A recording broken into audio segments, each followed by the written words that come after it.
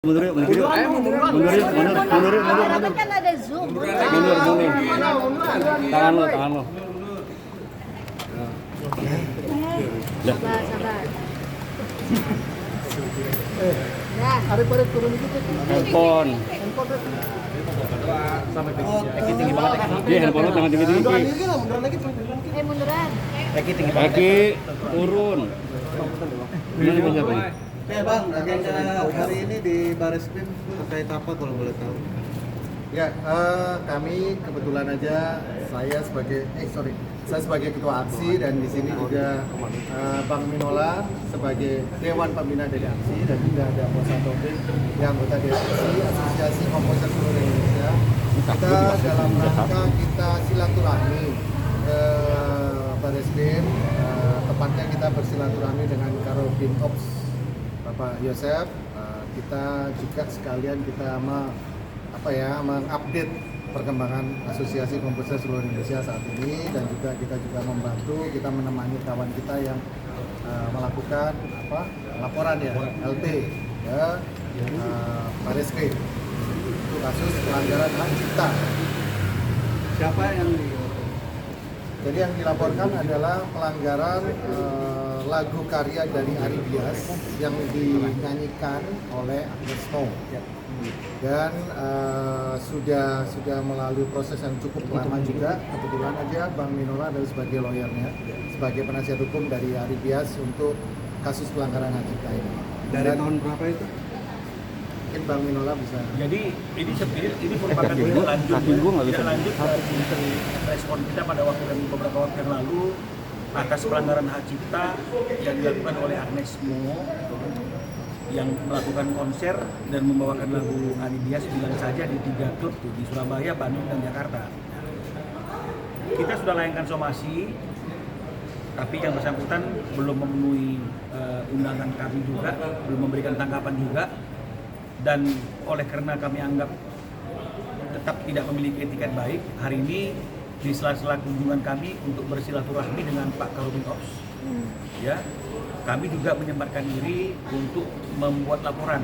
Ya, syukur tadi setelah dilakukan gelar perkara di dalam, kita sudah mendapatkan rekomendasi agar laporan kita itu bisa diterima dan sekarang sedang proses pembuatan laporannya lagi berjalan, sebentar lagi selesai. Yang dilaporkan adalah Agnes Mo karena telah menggunakan lagu yang diciptakan oleh Ari Bias bilang saja dalam live konser tanpa memiliki izin, ya, tanpa meminta izin kepada Ari Bias sebagai penciptanya, dan kita juga tahu juga tidak meminta izin atau lisensi kepada lembaga resmi LMKN. Jadi unsur-unsur pelanggaran pasal 9 ayat 2 ayat 3 itu sudah terpenuhi, langsung kita buat laporan sebagaimana yang diatur dalam pasal 113 Undang-Undang Hak Cipta. Jadi mudah-mudahan penegakan hukum kepada setiap orang atau siapapun yang dikategorikan sebagai pengguna yang menggunakan satu karya cipta secara komersil tanpa izin, maka hukum akan menantinya. Untuk kerugian hak cipta sendiri berapa nominal? Kalau kerugiannya ini masih kita hitung, tapi kalau kita bicara mengenai masalah apa yang ditentukan oleh undang-undang itu, ini seperti yang sudah pernah kami sampaikan dalam somasi itu kan, satu konser itu kita mintanya 500 juta. Jadi kalau 3 konser maka ada 1,5 miliar. Tapi tidak menutup kemungkinan kerugian ini bisa makin bertambah besar lagi. Ini tergantung proses yang akan sedang berjalan. Bang, berarti hanya Agnes Mo doang yang dilaporkan atau tim manajemennya juga ikut melaporkan? Agnes Mo, karena pengguna, ya, kalau undang-undangnya kan siapa yang menggunakan lagu tanpa izin penciptanya.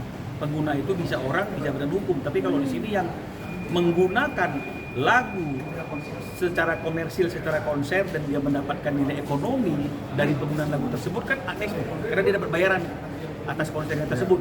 Apalagi di tengah-tengah konsernya dia juga melanggar hak moral, di mana dia tidak menyebutkan siapa yang menjadi pencipta atas lagu tersebut. Bang, belum ada tanggapan dari Agnes Mo-nya atau gimana Bang? Kenapa? Dari tanggapan dari Agnes Mo? Justru sampai hari ini belum ada tanggapan lah, makanya kita hari ini ke Bareskrim untuk membuat laporan. Bang, pelapornya masih proses laporannya ya? Sekarang masih dalam lagi proses, masih ada proses penyelidikan karena ada kegiatan yang lain, maka ada sebagian tim yang tinggal kita keluar harus ada online. Pelapornya berarti ada biasa atau aksi? Ada bias. Iya. Tapi aksi memberikan support atas anggotanya Mendampingi lah, mendampingi. yang mengalami kerugian dalam peristiwa hukum ini. Sekaligus hari ini memang ada agenda kami bersilaturahmi dengan Karobin Ops Barreskrim Polri terkait dengan masalah penegakan hukum, terkait dengan masalah law enforcement atas pelanggaran Undang-Undang Hak Cipta. Jadi tadi memang kita jelaskan dan memang ada pemahaman dari beliau bahwa polisi tidak akan kompromi bagi siapapun yang melakukan pelanggaran undang-undang sepanjang undang-undangnya mengatur demikian.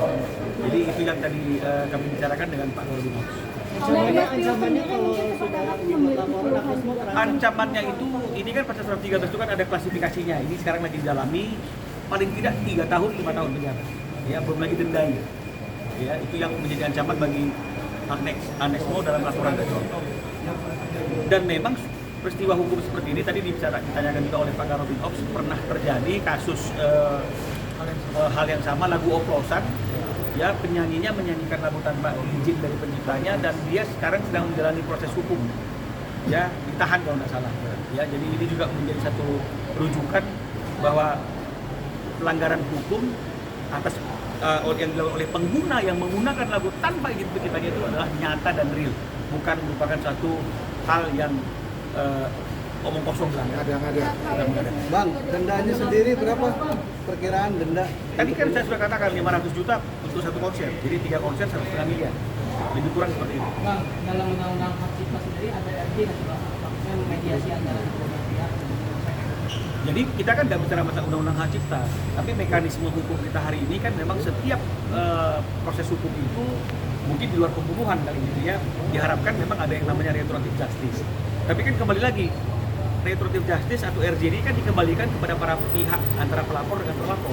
Jadi sepanjang tidak ada satu kesepakatan, maka proses hukumnya akan bisa berjalan. Nah, sekarang tinggal kita lihat aja apakah ada etikat baik dari Anesmo setelah ada laporan ini apa tidak. Tapi dari klien abang sendiri ada pintu terbuka nggak untuk mediasi?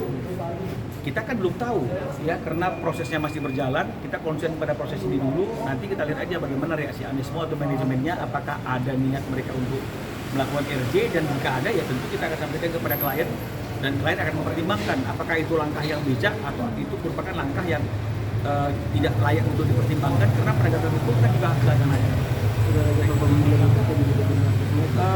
Panggilannya belum, karena ini masih laporan. Ya masih laporan. Jadi Somasi sudah ya? Somasi sudah. Pertanggal berapa? Mungkin somasi pertanggal berapa? Somasinya persisnya itu lebih kurang 3 minggu yang lalu. Ya. Bang, mungkin Pak kata Ari dan Agnes mungkin nggak sih, maksudnya nggak usah izin gitu. Ari juga sudah pernah menyampaikan kepada manajemennya Anesmo, selanjutnya untuk penggunaan lagunya itu dia menerapkan sistem direct licensing artinya kalau ingin menggunakan lagu tersebut minta izin secara langsung kepadanya. Dan ini juga disampaikan kepada beberapa artis yang lain seperti misalnya KD, dan KD taat untuk hal itu. Tapi Anesmo tidak memberikan respon, tidak memberikan tanggapan. Yang penting dia tetap melakukan konser dengan membawakan lagu tanpa izin daripada Aris sebagai penciptanya. Bang, merasa diremehkan nggak sih Bang sama Anesmo Bang? Tidak ada tanggapan Bang? Kalau saya sebagai kuasa hukum, ini kan suatu hal yang biasa. Ya, mekanisme hukum itu somasi tidak direspon itu hal yang biasa. Ya, jadi saya tidak baperan gitu. Tapi saya tidak tahu bagaimana sikap daripada Ari, apakah dia merasa itu merupakan wujud dari peremehan apa tidak. Tapi yang pasti hari ini kita sudah membuka laporan dan Ari biasanya masih ada di dalam menyelesaikan beberapa tahapan dalam proses laporan tersebut. Selain Anesmo, HWG juga ikut. HWG ini yang masih kami pertimbangkan karena kami kan sudah bertemu dengan pihak HWG beberapa kali. Head of Legal HWG itu sudah datang ke kantor saya 2 kali. Dari pembicaraan dengan mereka itu memang ada indikasi ada perjanjian antara HWG dengan Anesmo di mana HWG mengatakan dalam perjanjian itu lisensi terhadap kepada pencipta dan royalti itu sudah menjadi tanggung jawab Anesmo. Nah, tapi kan tetap kami akan masukkan HWG sebagai saksi dalam perkara laporan ini sehingga dia juga dipanggil untuk bisa mengklarifikasi apakah yang disampaikan kepada kami itu benar adanya apa tidak. Karena penyidik akan meminta perjanjian tersebut. Jika memang seperti yang disampaikan ke kami, maka sudah jelas yang bertanggung jawab dalam perkara ini hanya Anesmo. Oke. Ya, Bagaimana Mas Tio menemani? Ya, karena saya di sini posisinya adalah sebagai ketua aksi tentunya. Itu anggota saya, anggota kami, anggota Asosiasi Komposer Seluruh Indonesia, ya saya dan kawan-kawan aksi ya, berintikat untuk mendampingi.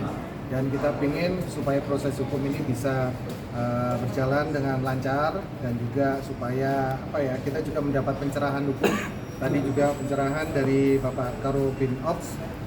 Kita lebih banyak berdiskusi sih tentang penegakan hukum di pelanggaran hak cipta ini. Jadi supaya memang benar-benar nanti ke depannya tidak ada lagi kasus-kasus seperti ini lagi. Gitu. Itu harapan kami. Keresahan sendiri nggak sih? Iya pastinya, kita ingin bahwa hak cipta dari para pencipta lagu atau komposer ini benar-benar bisa dihargai, benar-benar bisa dilindungi, dan benar-benar negara bisa hadir di dalam penegakan atas pelanggaran karya cipta ini. Karena selama ini belum.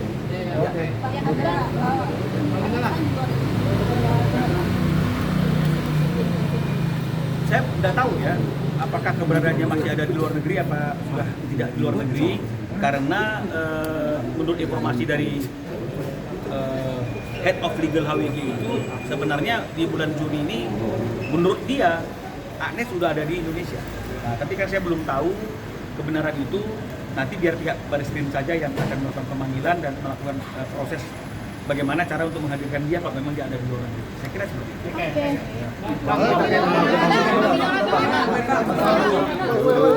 Oke.